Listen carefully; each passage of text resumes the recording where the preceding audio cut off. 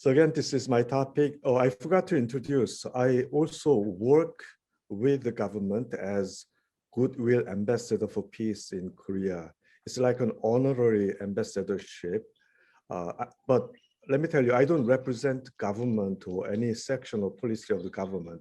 This is a kind of mediator role between the government and civil society groups in South Korea and outside South Korea. It's an international role.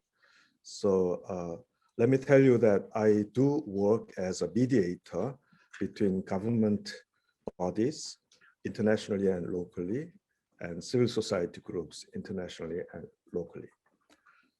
So that's what I do. That's my interested area, peace building. How do you go to the next slide? Okay, I got it. And my input is divided into 4 sections. First, I would like to introduce inter-Korea peace process, which approximately began from 2017. And then I would like to discuss on peace building and nexus approach when we are actively engaging in peace building among many nations and peoples. And number 3, I would like to introduce one of the most recent framework of peace building called Pathways for Peace, which was produced by the United Nations and World Bank. The World Bank was involved, which is very important. So this is economy, development, politics, peace, and society all put together, a very comprehensive framework for peace building. And then number 4 is kind of my conclusion. So I'd like to add my thoughts, concluding remarks on how to sustain peace in Northeast Asia, which is a long-term project. It's never a short-term project. So this is my plan, but I'll be very happy to be interrupted that you change my plan and you make a chaos of my plan. I'm very open for that. Okay, let me begin with inter-Korea peace process. Okay. I'd like to start from Korea because I'm now sitting in Korea, but not just because of that. As you know, from 1950 to 1953, there was a massive semi-international war, and the common name is the Korean War. North Korea calls it differently. Several South Koreans call it differently, but the most common name is the Korean War of 1950s. It marked as the beginning of the Cold War, Cold and Hot War. The Cold War started with a hot war in Korea. It became a defining moment of world politics as well as regional politics in Northeast Asia. It created what North Korea is now, and it created what South Korea is now. And it created a relationship between China and South Korea, North Korea, and US, and the role of Japan in this region.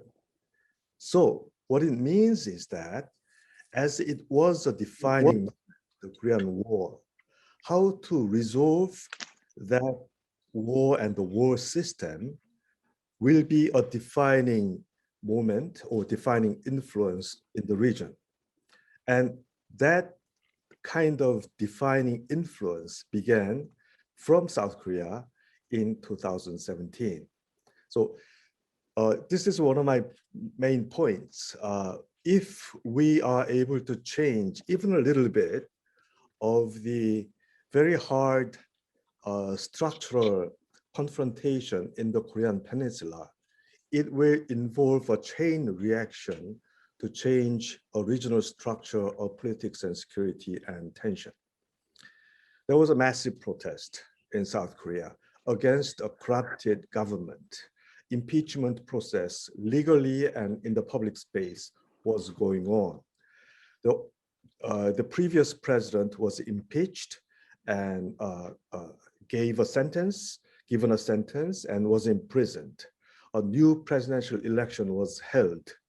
And as an outcome, a democratic government, a fully democratic government was established in 2017. And that government initiated a wide range of reform drive. one of which was, in the Korean context, should be and must be and inevitably become a new North policy, new approach to North Korea. Because for politics in Korea, war politics is always at the core. So how to change the relationship between two Koreas is at the core of the politics. The new North policy of 2017 is composed of three axes: engage in more dialogues, promote more cooperation, and do step-by-step peace process. So that was a new policy. Not very fancy from today's standpoint, but in the mind of Cold War and in the mind of war tension between two Koreas, this was a new approach. There were many proposals to talk to different countries. South Korea made a role, acted as a mediator between North Korea and the US to engage in talks, and began to send more humanitarian aid to North Korea. They have very serious humanitarian issues there. So what was it? It was a comprehensive, wide-angle, multi-dimensional diplomatic efforts. But at the same time, the old politics, old security politics was going on. The US continued to deploy the so-called strategic assets, which means nuclear bombers and nuclear carriers, nuclear aircraft carriers, and nuclear submarines. And when these strategic assets are close to this region, the tension arises, military readiness increases. And then to ease this tension, South Korea had to promise to purchase more US arms. And there were South Korea, North Korea US summit, Indo-Korea US summit, very active in 2017. Compared to 2016 and before, this was brand new. What happened in 2017? At the beginning, they continued to do the old style. They launched 7 missiles, ICBM and IRBMs, and military alertness was very high. But as the talks progressed, North Korea sent a signal to return the bodies of American soldiers who were buried there from the Korean War. This was a signal. This was a proposal to talk. And of course, there was a war of wars with Trump and Pyongyang. These two leaders, they are experts on engaging a war of wars, and they were mounting worries for more military tension or possible clashes. Some of the military weapons crossed the borders. So there were changes from North Korean perspective. There were changes, but at the same time, there were new steps, new signals. Finally, coming into 2018, I believe many of you remember that there was a Winter Olympics in South Korea. On the first day of New Year, Pyongyang sends a new signal. We will talk, we'll send you our delegates. This was very much welcomed by South and by other countries. So immediately there were lots of exchanges of positive messages. North Koreans came to Olympics. Olympics is a jolly game. People were happy to cheer up and being cheered up. So these exchanges finally led to an exchange of high-level delegates, which in consequence led to Inter-Korea Summit, US-North Korea Summit in Singapore, in Hanoi, in Panmunjom, and so forth. The military generals also met. They removed military posts. They stopped military exercises. They stopped pointing guns at each other. Economic cooperations kicked off. More railways, aids was being sent to North Korea mostly. There was a family reunion held and more summits were expected. So until 2018, something very, very new, which we call a peace process, was launched. And most of the actions were diplomatic, meetings and talks. Well, did it succeed to end the war system? Not yet. The war lasted 3 years and the war system lasted 70 years. So I believe we cannot end the whole history in a couple of months. So 2018 was a beginning, but not the end. What have we learned? This is actually more important point from my side. Okay. In this process, we learned that there are many steps which are crucial in peace building across borders.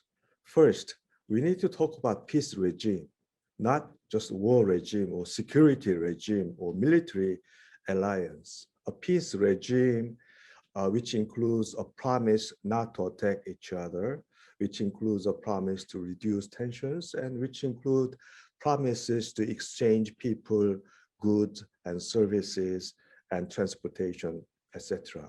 And number two, we also learned that both denuclearization in DPRK and also denuclearization in the region is crucial.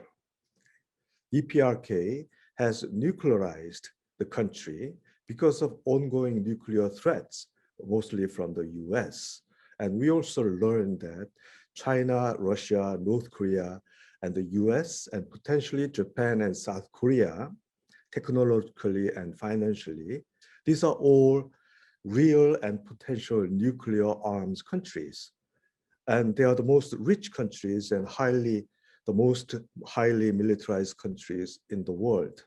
So therefore, denuclearization or any reduction of nuclear arms in the region is crucial for peace building. So that was number three. And number four, we did much more diplomacy.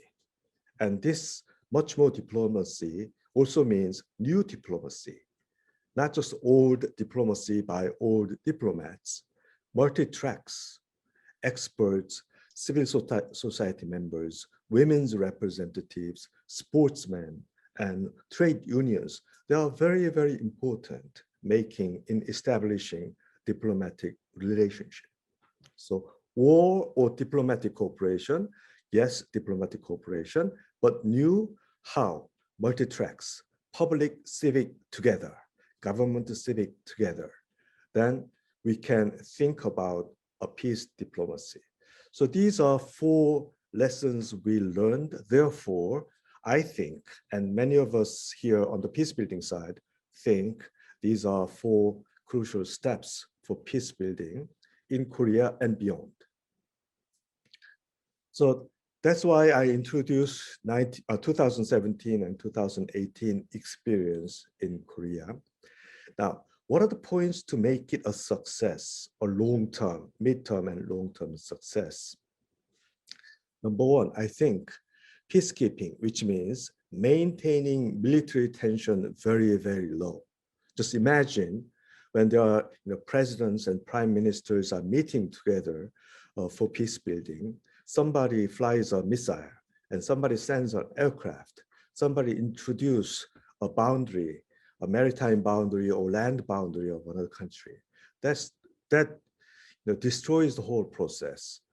So the key points for continuous success is that maintaining the military actions at low point, and that's called peacekeeping. Okay? And number two, we need more deeper and comprehensive vision for peace. In old times, peace means no war, but in 20th century and 21st century, and if you think about what North Korea needs, a vision for peace should be comprehensive. It's not just diplomats' job. It's not just government's job. It's everybody's job to do. Everybody has a stake. Everybody has a role to do. And number two, the vision for peace is that Northeast Asia, okay? Just remember the current situation, Russia, China, North Korea, South Korea, and Japan, and the US, okay? We cannot afford a war. Okay? Any possibility of war in this region is a global war. It's an all-out war. It's a nuclear war, easily a nuclear war. Okay? So war should be totally out of the equation. In 21st century, With these 6 countries involved, humanity cannot afford any possibility of war in the world, but especially in this region. And point number 3, but we have militarized too much. Since the Korean War, since the Cold War, and now the China-US rivalry, the level of militarization is too much. Okay? We in the region are the highest military spenders. In more humanitarian languages, the governments in this region are the highest reapers of tax money from its own people. Okay? We collect the highest level of taxes from our own people for militarization. It's a fact. And in today's world, with the pandemic and climate crisis and other possible disasters from natural situation, this high cost of militarization is almost a crime for humanitarian purpose. So we have a very little chance of living together if we do not change these conditions. So therefore, the big number 2, the key for success is that this region has to develop a deeper and more comprehensive vision for peace. Number 3, we need a good mediator. These countries are too proud. The governments are usually filled up with hardliners. So the government, each individual government in the region do not play a good mediator most of the time. We have not seen a mediator country emerging in the region for a long time. We have seen muscle contest, military power contest for 7 decades all along. Okay? So this is a particular region where the tradition of mediation has not emerged yet. So number 3 is that we need a good mediator. And I'm saying the next point, not because I am a South Korean citizen, but from theoretical and historical perspective, a good mediator comes from a democratic country, because a democratic country can produce a good leadership. And when leadership has a high legitimacy, which means backed up by civil society, and civil society is strong enough to watch over government to play a mediating leadership, then that country can play an important mediator role. That's has lots of evidences from international relations and history. Many of the Nordic countries testify this case.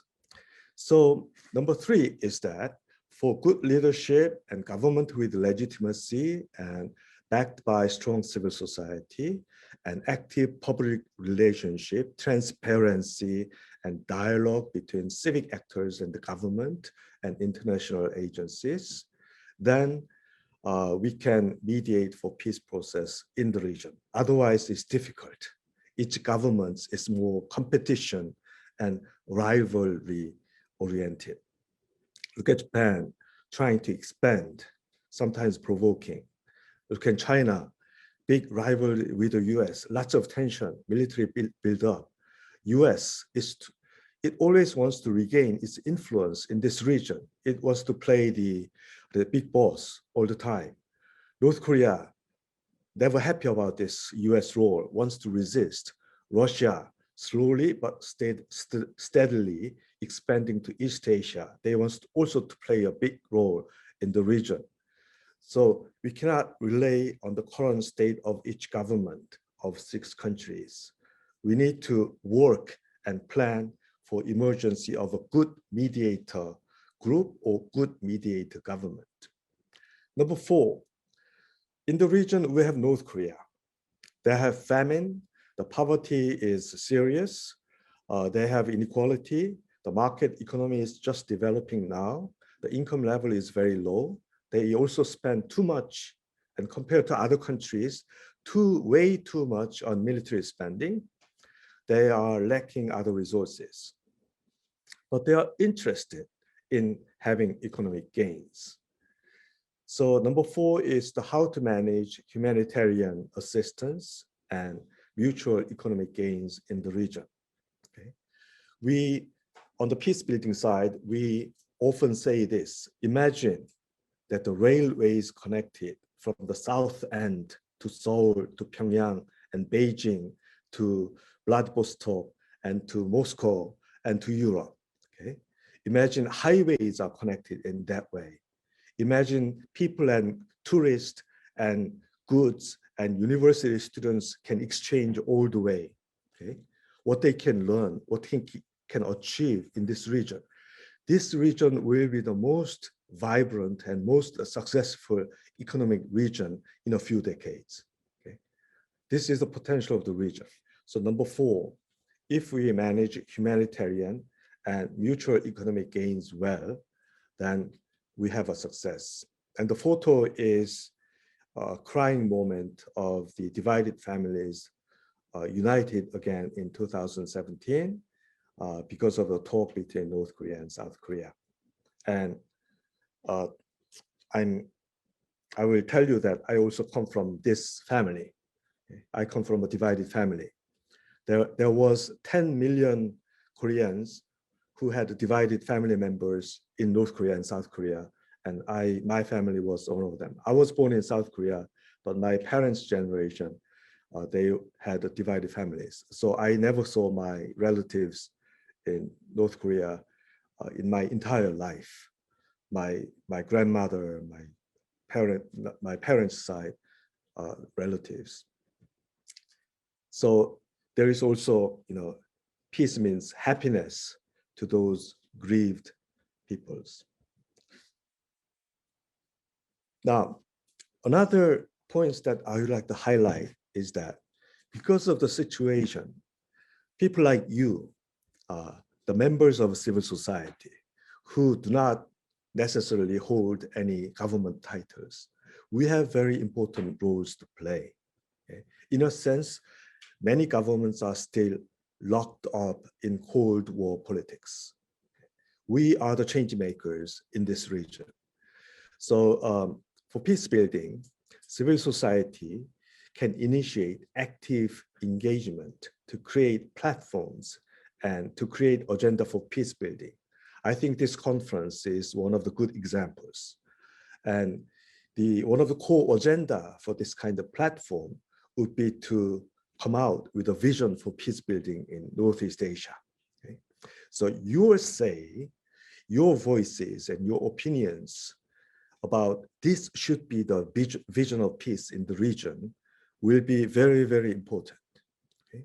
Again, we are working in a very long term, and this envisioning process is always very crucial at the beginning of any peace building. And I also believe that what you are doing is a part of international social dialogue. It's not a diplomatic dialogue. Okay? It's a dialogue among citizens. And it's a form of consensus building. Okay?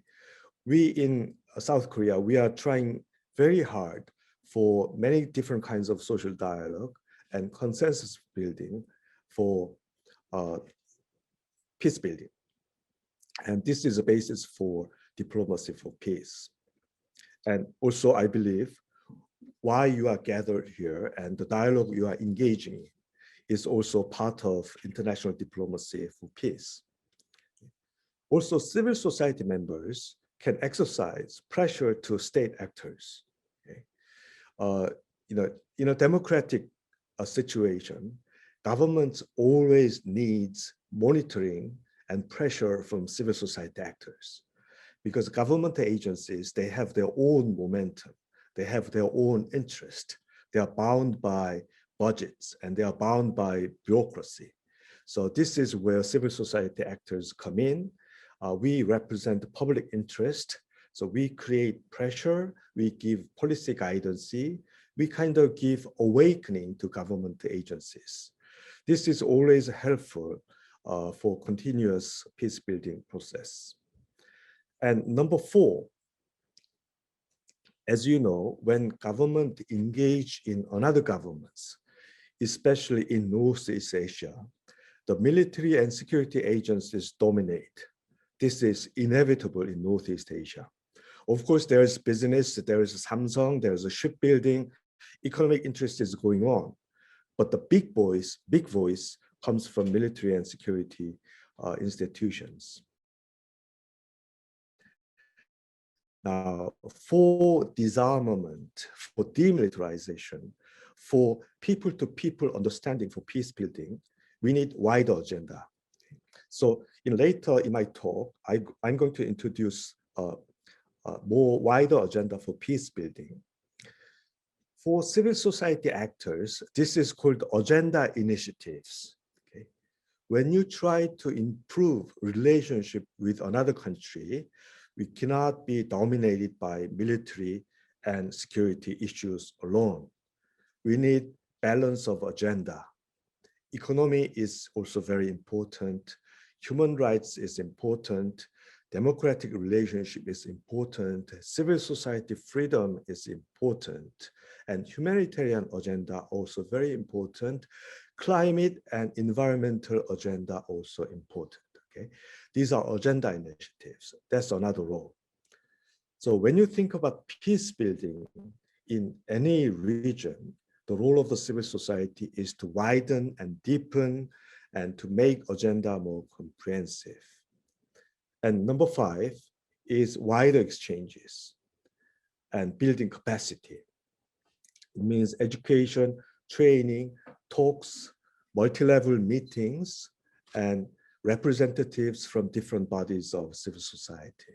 Okay, women to women, youth to youth, trade unions, sports, and so forth. So civil society has a lots of roles to play in today's peace building plan. Now, I have to touch a little bit of military and security. We are living in a very, very dangerous region. We need to end the war system very, very close shortly because of the military situation. I don't have time to go through statistics. You can find these statistics in any newspapers these days, but just briefly look at the numbers, okay? How dangerous Northeast Asia is. The highest concentration of land forces, highest concentration of tanks, highest concentration of destructive power, including nuclear. And also don't forget, okay, what this data usually do not show. There's one thing that newspapers don't show these days. Today's 21st century warfare is highly computerized and will become based on artificial intelligence. China is leading in the technologies of artificial intelligence and automated weapons. The United States is also leading. Next comes South Korea and Japan. Okay, Russia is not behind. So we have 5 world top leading countries who specializes in AI-based weapons, AI-based nuclear war system, and automated tanks and airplanes and submarines, automated warfare systems. In other words, we are living in a region where the Terminator will eventually become possible. This is happening today. This is not tomorrow. This is a situation. So we need to do something about this arms race in the region. Otherwise, this will be the beginning of hell. This region will be the source of hell in 21st century. And that's your money, your tax money. So these are sensitive issues. These are obstacles we have to tackle with. As I said, democracy plays a very important role in long-term peace building, and Northeast Asia region has weaknesses in democracy. Except South Korea, there's no strong democracy in the region. And now with Biden administration, let's say that democracy has been restored in the US. Let's say democracy is in the process of being restored in the US, but we have to watch. We have to watch.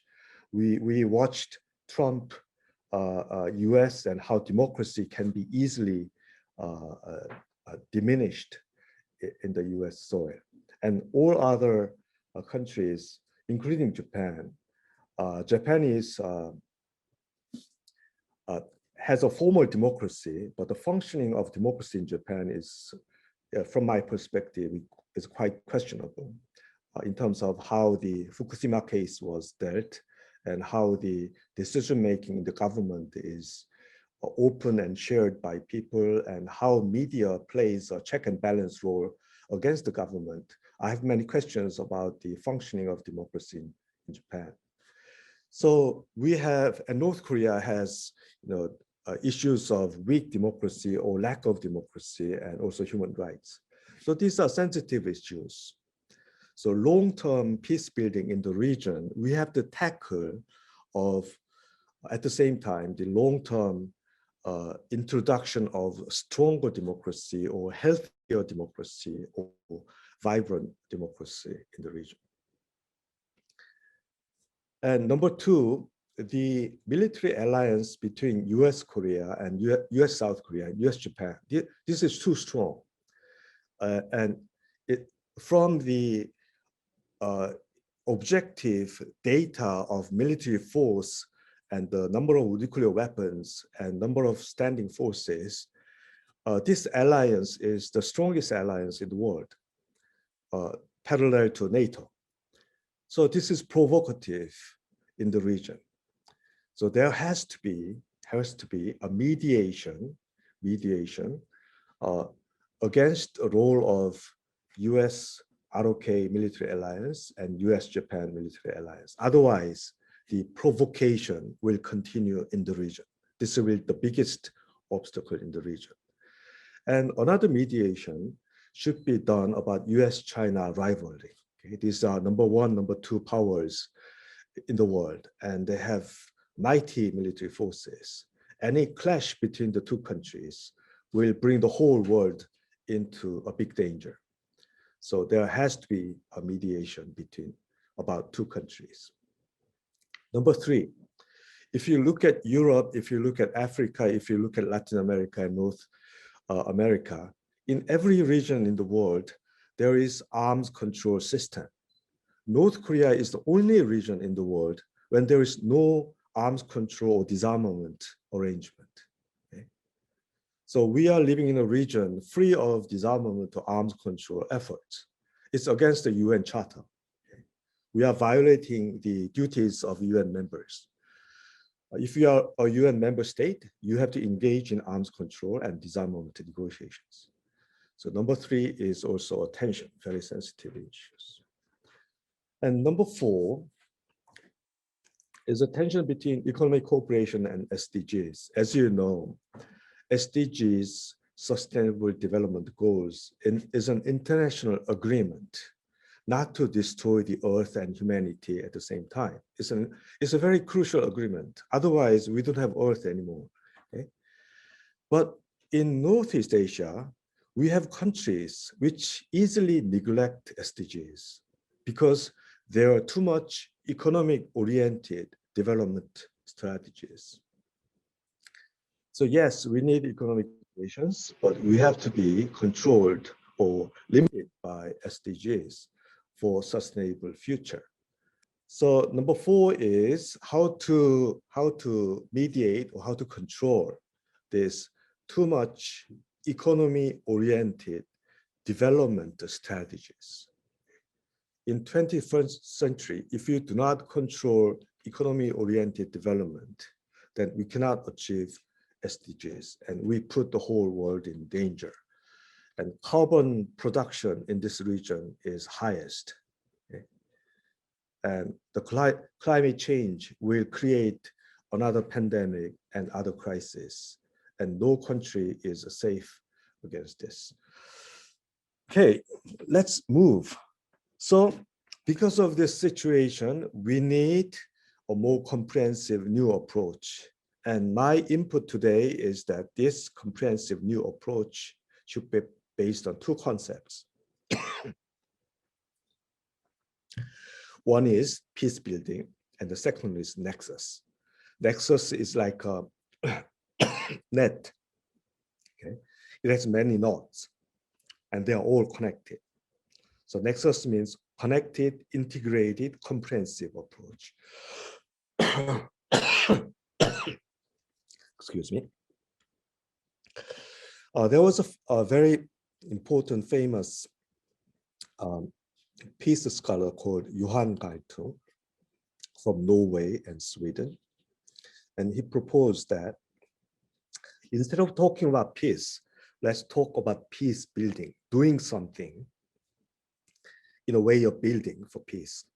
And he defined peace building like this: the process of creating self-supporting structures that remove causes of war, okay? Not just stopping the war, ending the war, but remove causes of war and offer alternatives to war, okay?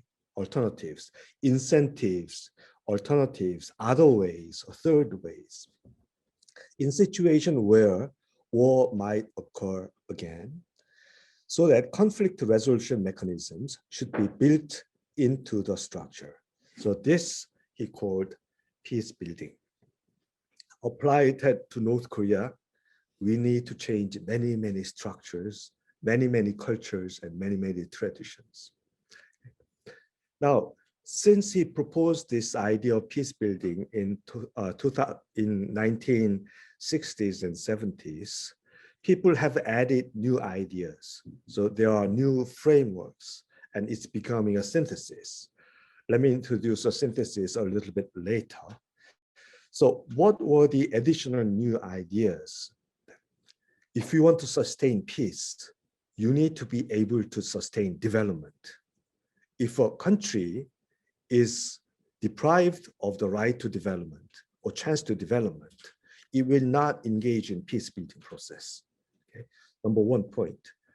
Number two, conflict transformation from fighting into working together, conflict transformation, we need multi-dimensional approach. Multi-dimensional means gender dimension, human rights, democracy, economy, environmental, youth exchange, all the dimensions put together. Then we can transform a conflict. Number three, people's participation in the change is important. And how do they participate better? If they have ownership of the changing process. Okay? People are not waiting for leaders to make decisions, but they become part of the changing process. They become more important in the transformative process, then peace building is more feasible. Number four, for people to engage in transformative process, they have to have capacities. So we call this peace capacities or peace building capacities. So if you want peace building, then do peace capacity training first. That's our motto. Okay? So what are these capacities? They need to learn how to communicate better. They need to learn how to analyze a conflict. They need to learn about democracy.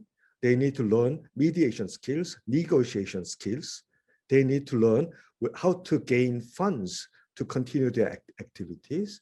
They need to learn how to work with very important institutions in multi-stage level, making consistent plans, etc., etc. So if these components are added to Johan Galtung's idea of peace building, then we can possibly have a systematic change. Isn't that what we want in Northeast Asia in the long term? Maybe not in a couple of years, but for you and for the next generation after you, or maybe your children's generation and the future, isn't this much more attractive and much more viable future for them? So these are proposals for peace building. Why Nexus? Civil society groups, NGOs, and experts and scholars, they have worked together a very long time, and they made very important international agreements like this. So I put this list for your future reading if you have not read them already. Okay. Please pay attention to 2016 UN Declaration on the Right to Peace agreed in the General Assembly.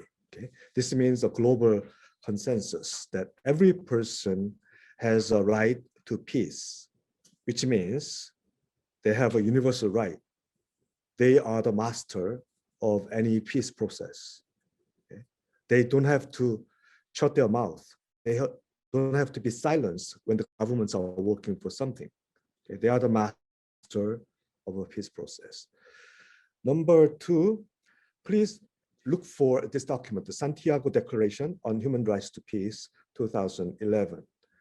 More than 1,000 NGOs gathered around the world to define what human rights to be for peace. And this is very, very rich in contents. You can also go back to 1999, when more than 20,000 people from civil society and peace research human rights institutions, they met in The Hague in the Netherlands, and they come up with a common agenda for peace. This is a good guide that you want to engage in agenda setting with the government agencies. This is a good guidance. Okay? It has all the important agenda for peace building. Now, there's an actually very important international NGO working for this peace agenda. It's called the GPAC, standing for Global Partnership for Prevention of Armed Conflict.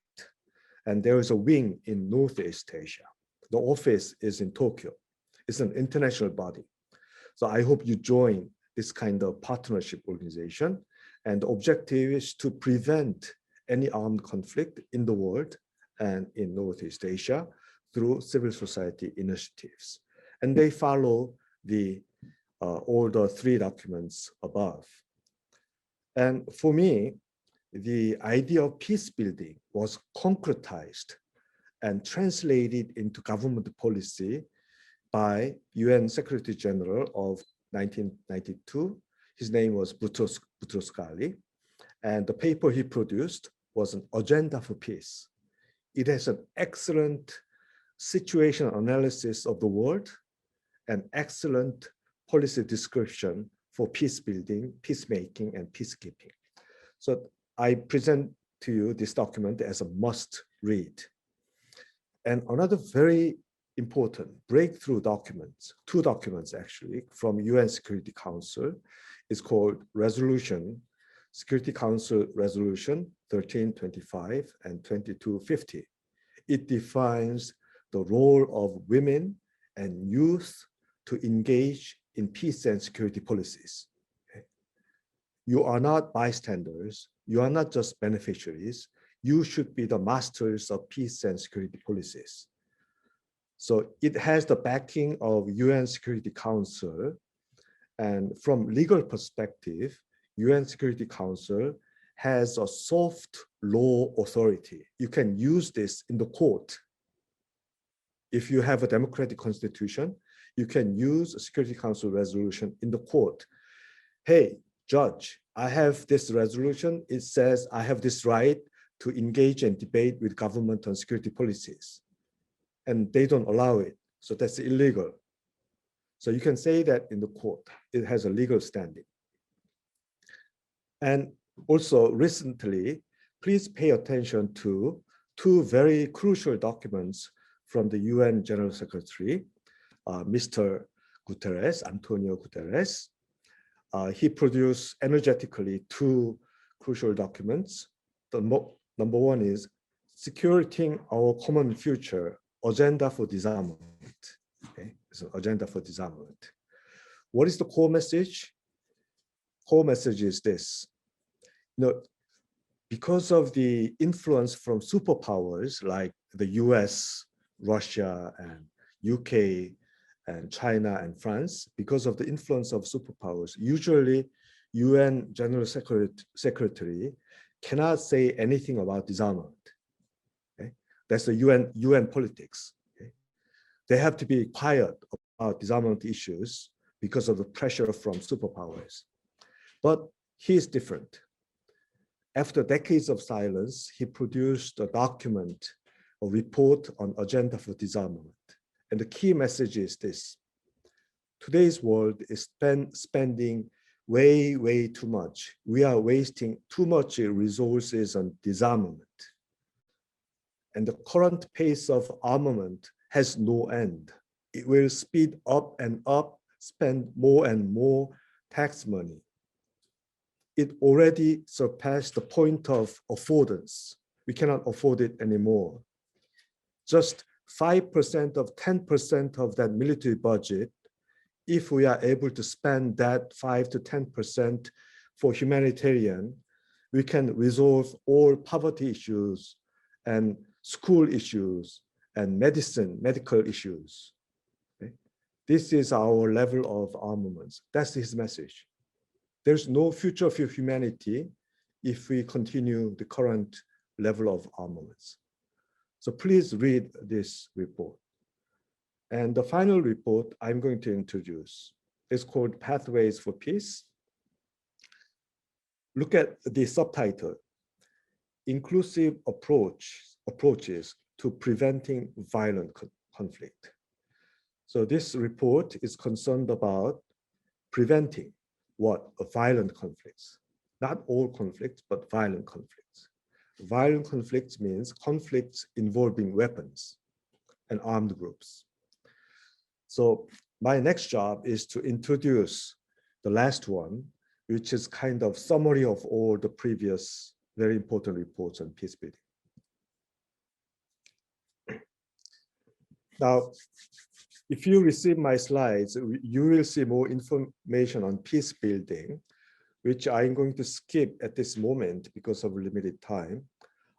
Peace building, again, is a systematic, long-term, stage-by-stage, comprehensive system change strategy. That's what we call peace building. So therefore, this comprehensive strategy includes many wings. So the basic 4 steps is crisis intervention, preparation, and designing, and then working for desired future. And the areas of working, we usually divide into 4. Is number one always on the top left. Number 1 is always reduce violence. And number 2, peacemaking. Peacemaking means that keep reduction of violence, keep zero violence. That's what peacemaking means, okay? And number 3, top right, is transform conflict. Transform. How do you transform conflict? It's very similar that when you mediate your friends who fought to each other. So when you mediate your friends, okay, you try to rebuild their relationship, buy nice cup of coffee or tea, offer them nice food, invite them to a dinner or to a trip. Okay, you try to build a relationship. That's what South Korea tried to do in 2017-18. Build a relationship. Number 2, you need to analyze conflict. When you don't analyze conflict, what happens is like this. He's the bad guy, I'm the good guy, and therefore he's always the bad guy, and what I do is always good. This means no analysis. Analysis means that we understand how that conflict has evolved, and therefore how that conflict can be devolved. So that's analysis. Through analysis, we address roots of conflict. So we find solutions, and usually that solutions is about needs of all groups of people. We provide the needs, and then we transform the conflict. Okay, so therefore, providing humanitarian assistance to a country like North Korea is a very important step for transforming a conflict. If there is a very special needs in Russia, China, Japan, or South Korea, and then try to address that needs, then we are engaging in transforming a conflict. And don't forget, people and government should be ready. That means they should be equipped with new capacities. For North Korea, actually there's lots of capacity building programs now going on. So what I'm discussing today is not just on the paper. UN is implementing these concepts into policies. So there's a training of government officials on data processing, economic planning, and management of township and community, sustainable development in transportation and so forth. So all of these new areas require capacity training, and that's what international agencies and some of the NGOs are doing. So peace building invites you to think about integrated approach. And today's language about integrated approach is called nexus. And the most recent concept of nexus is called HDP nexus. So I present to you as a common sense of 21st century if you want to engage in international cooperation. HDP nexus means it's an up-to-date, most recent framework of peace building using nexus frame. It means humanitarian development peace nexus. It means if you want to do peace building, think about humanitarian first. Okay, so address humanitarian needs first. Then at the same time, try to meet development needs of the beneficiary countries or beneficiary people. Then work for peace building, then peace building will be more long-term and continuous. This is what we call HDP nexus. So as a common sense, please study about this new framework when you meet UNDP, when you meet World Food Programs, when you meet UN Women, and when you meet UN Children's Program. What is it? UN Children's Program. What is it? And when you meet UNESCO, you will hear that we are meeting North Korean delegations with HDP nexus. We are meeting the representatives of this country and that country for HDP nexus strategy. You will hear this language very often these days. This is a brand new nexus approach, brand new peace building strategy. So these are our keywords. If you want to take nexus, then be an expert on these 4 areas. Democracy, you need to be an expert on democracy. You need to be expert on peace, expert on civil society, okay? And also expert on SDGs. Then you will be ready to think and exercise in nexus frame. So let me explain about pathways first. Northeast Asia is like a deadlock situation. Okay? They are locked by the past. There's war, there's Cold War, there's a global rivalry, and there's a historical interpretation and people's sentiment, I cannot trust them, and so forth. There's nationalism rising, and so forth. There's memory of invasion and war of the past, right? So it's locked up, deadlocked. But peace building means that we need to build a pathway away from this deadlock. Your path is not fixed. Your path is flexible. It's like you are walking in a very deep, dark wood, mountain woods, and there's a narrow path, and suddenly this narrow path divides into 3 narrow paths, and all the passageways are dark. You cannot see the future. So you have to choose, which way should I go? Which way will lead to my objective destination? So this report, Pathways for Peace, describes the role of thinking in pathways. Okay? So you can change the curve of your path if you create more inclusionary process. Okay? You talk and respect and include these actors, that agencies, that group of people who are never treated properly by the existing government. You try to include and listen to them, especially try to address their needs. That's the inclusionary process. Then the path leads towards the green zone. if you reduce that process, the path will go down to red zone, which will include more possibility of violent engagement. And the downturn is also influenced by regional instability. Okay? There is no stability regime, there's no peace regime, there's no multi-party security arrangement like in Europe or Southeast Asia. Okay? There's only rivalry, and there's unpredictable clashes between warships and submarines and so forth. This means regional instability. The national boundaries are always questions. Airplanes come over and retreat and so forth. This is Northeast Asia, by the way. So regional instability will make the curve of pathway down to red. And mounting grievances means that people are unhappy. People have stresses. They have complaints. They have grievances. They have unhappy experiences in your own society. When this increases, the path will also lean towards violent conflict. Center-periphery arrangement means, center means powerful countries, and periphery means medium and small power countries. When this relationship are more cooperative, okay, they help each other, then we can turn the path back. Okay?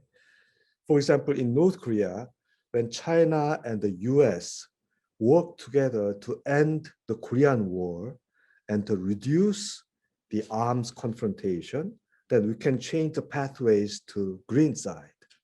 But if they continue their rivalry, then the path will go to red side. So this is a concept of pathways.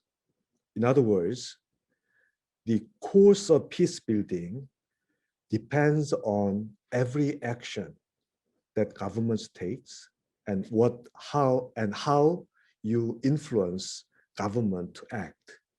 Okay? Our pathways depend on us. Also, there are other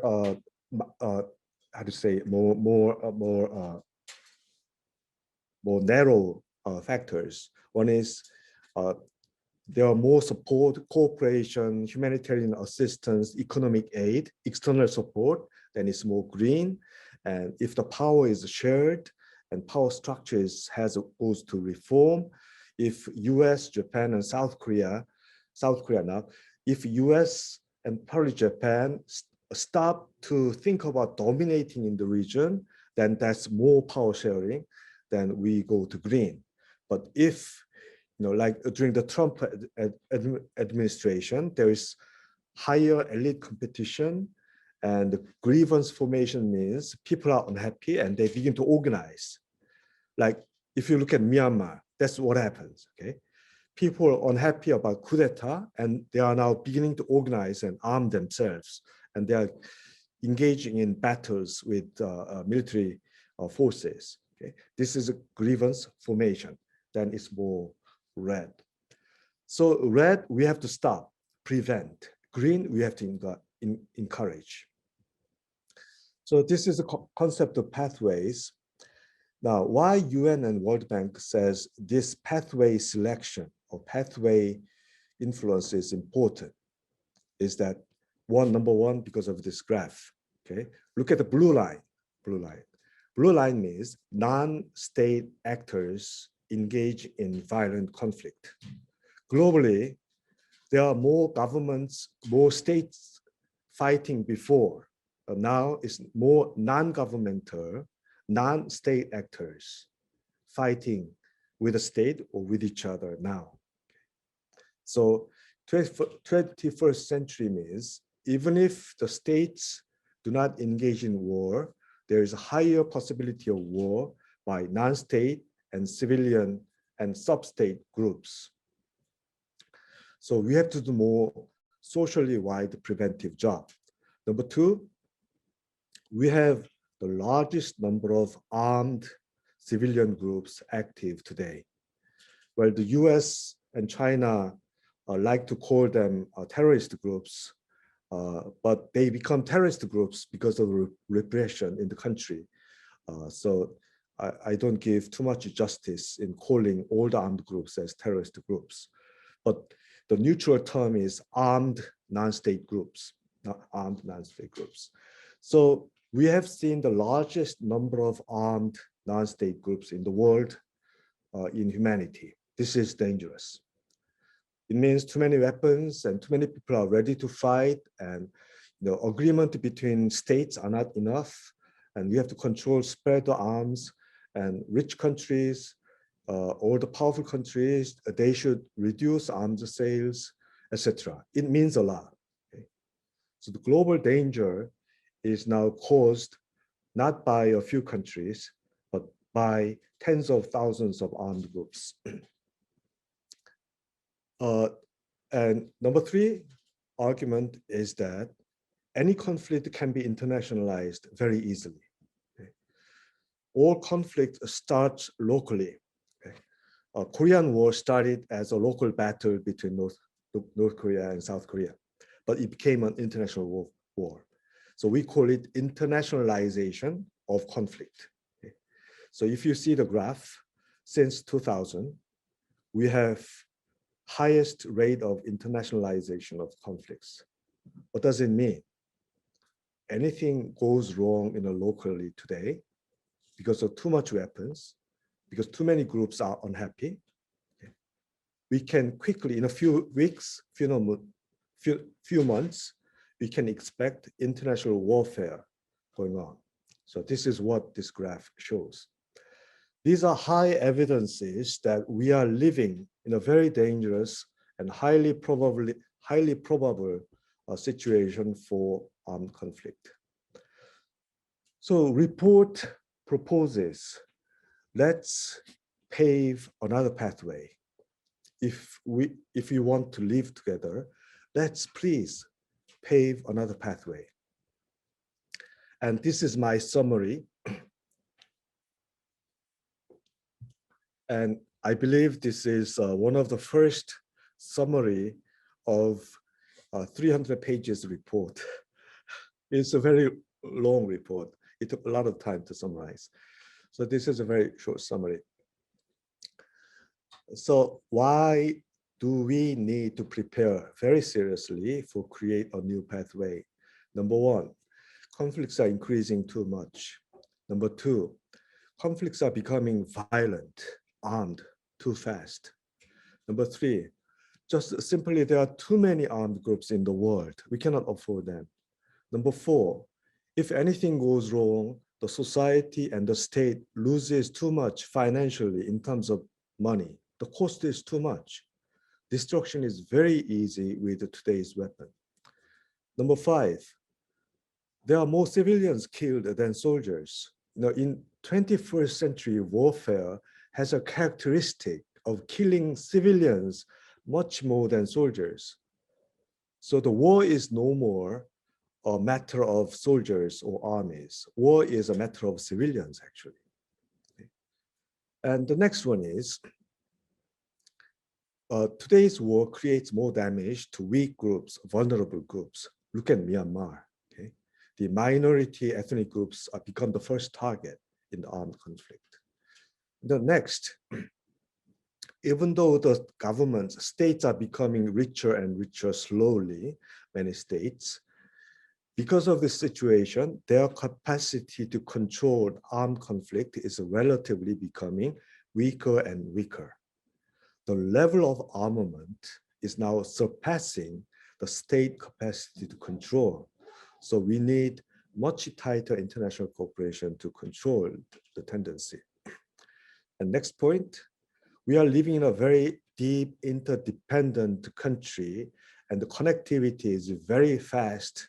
If anybody develops a highly efficient weapon in your room with all the computers and so forth, all those easy items, then you can easily spread the ideas and technology to any part of the world, and anybody next day can copy that weapon. That's what it means. Armed conflict are rapidly connected. Okay? Controlling one spot is never enough. You have to develop a globally connected control system. And next point, we are already ecologically very dangerous. And do you know what? Military activities produce the largest and the most seriously ecological harm to the earth. It's much larger, much serious than the toxic gases from factories and cars and cows. Okay, this is a hidden fact. The global climate killer, the top killer is actually military activities. All the toxic chemicals, the highly chemicals, are produced by weapons, including nuclear weapons and the production of nuclear weapons. We have to admit this fact that military is not just for defense. One of the crucial role of the military and arms is to destroy ecology, destroy the future. And the next point, very important for you, if there is a crisis in the society or in the region, youth will be the first target to be victimized. Okay? Young people lose their lives and their bodies in the largest scale because they will be the first person to be mobilized. And they will be the first person to lose their job and other economic activities. They are the first person to be, in the center of game of hate to each other. So, what is it today? Okay.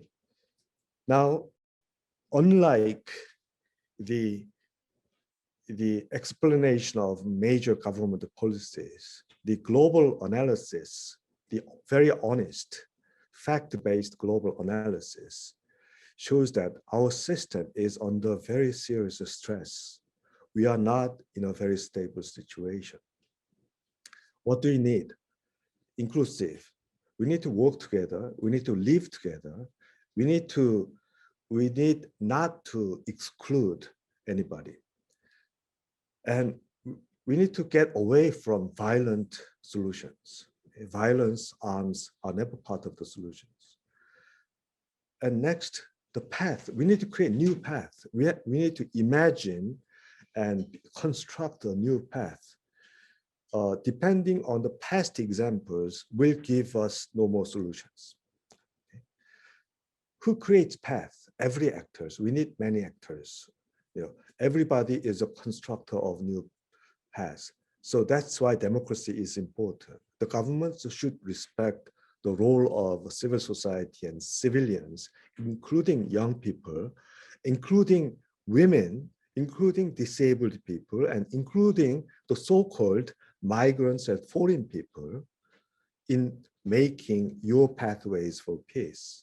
The actors are very important. The top most influential government agencies today in this region is military and security institutions.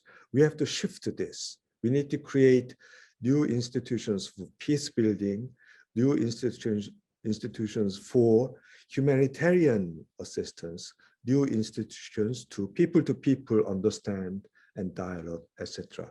So this is what they call pathways.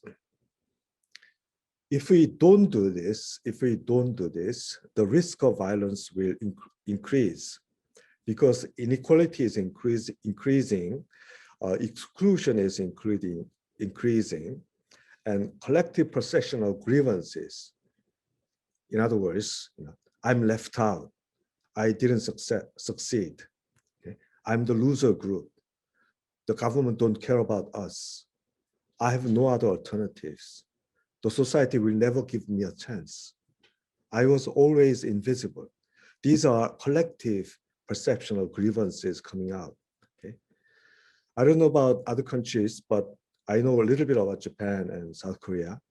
And I definitely understand that this collective perception of grievances is rising to unprecedented level in history. This is dangerous. Okay? This is not on the surface happy society. This is largely very unhappy society. Grievances are rising, and when they become collective, we experience high risk of violence. What are the solutions? The solutions on the right side. But let me just introduce basic principles. The only possible solutions are and should be based on these principles. There's no other alternatives than long-term alternatives. We need to think and work for long terms. We cannot resolve any issue in a couple of years. Okay, so that means we need to be able to give long-term incentives to those people who need. Okay, let's take an example of North Korea. Wouldn't it be very nice if North Korea works together with South Korea for economic development, meeting of divided families, connecting railways, highways, and defeating COVID-19 pandemic together, sharing the vaccines, helping the poor and help the weak together. And this transportation and economic cooperation will benefit Chinese investors, Japanese investors, Russian and American investors, tourists and exchanges, students, they will come and go. This will benefit everybody. So even though North Korea is not very nice to your governments or to your people, okay, long-term incentives, okay, creating incentives for humanitarian needs, transportation, people's exchanges, for understanding, for reconciliation, for shaking hands. These are the principles. Okay? We need to create new structures and new institutions and new actors. And I'm very happy to find out that your group, this group, is an example. You are creating a new actors. You are creating a new institutions. I hope you continue this dialogue, analyze, and mutual understanding very long term. If you invite other bodies, and if you create an international body of this exchange, then you are creating new institutions. Okay. How about creating an institution for arms control? Okay. Very respected big persons, authorities from Japan, South Korea, North Korea, China, Russia, the US come together and they engage in free dialogue. What do you think about this high level of arms race? What are the possible ways of reducing the military tension and reducing number of tanks and number of nuclear weapons? And they are ready to talk for 10 years or 20 years. So this is creating a new institutions. Many other regions in the world, they do that. We don't do that. So let's do this. And we create partnerships, okay? Partnerships. And through creating partnership, we try to identify risk. Okay? We are smiling, say hello, say ni hao, konnichiwa, etc. But we try to, after saying greetings, we try to identify risk. What are the dangerous spots? Okay? What if this island disputes between Japan and South Korea and between China and Japan? What if these island disputes are not resolved in a normal way? What if somebody makes a very provocative actions on the islands? What will happen? Okay? You try to identify the crucial risk points of the region, and you try to develop alternative approaches to that. So this is what partnerships should do. So these are principles presented by the report. I believe this is the way that Northeast Asia should go. I'm very worried about a future if we do not take these steps early enough. So let me now go to number 4, section number 4, which is kind of my conclusion. I'm hoping that because we have quite sufficient time after this, I'm hoping that we have very active discussion or even debate about what I have presented today. Of course, questions are very much welcome. So please make yourself ready for questions and your valuable inputs. and your discussion points after this. My proposal and my analysis is that let's create a plan to sustain peace in Northeast Asia. Let's not fall into pessimism too early. Okay?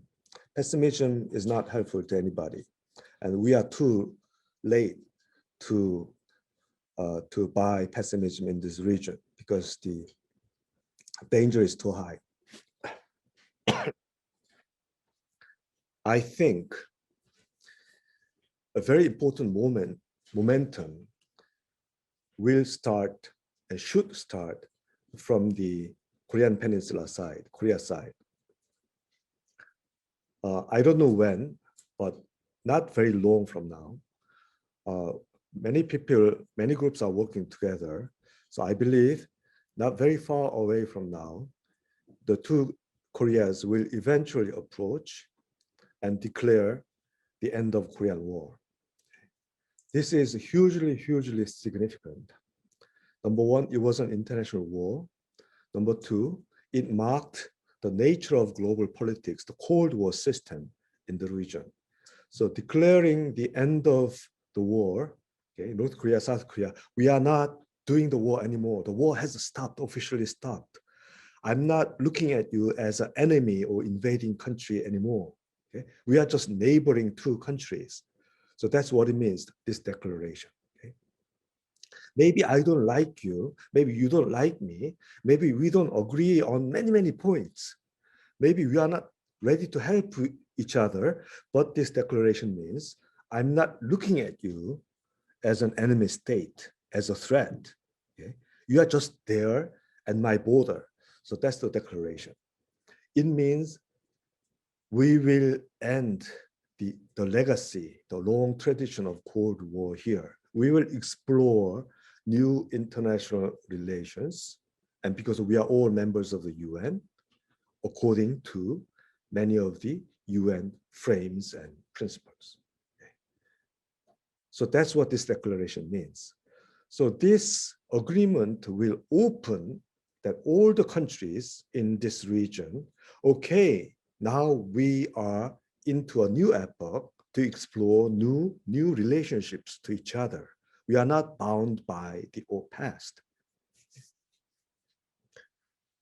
So this is number one, my perspective, what will happen not very far from now, and this will be a ground-shaking change. Number two, we need to work to establish a regional cooperation mechanism for peace in Northeast Asia. Many people call it regional security regime. So it's a naming thing, naming game. I want to call it, and many other people want to call it, a peace regime or regional cooperation for peace. Okay, because security regime has a very narrow sense, and the name security regime has a legacy of the Cold War and superpower rivalry. So let's get away from that tradition and let's call it a regional cooperation mechanism for peace. It means all the parties, all the countries discuss about military tensions, security issues, human security, economic security, environmental security in the same table. That's what normal countries do in the world today. That's a part of normal countries' business, okay? Except the countries here. So number two, create regional cooperative mechanisms. And you know what? In today's world, whenever there is a regional mechanism, civil societies automatically involve. They participate, they create government, they criticize government policies, they present alternative policies, they create discussion and debate mechanisms.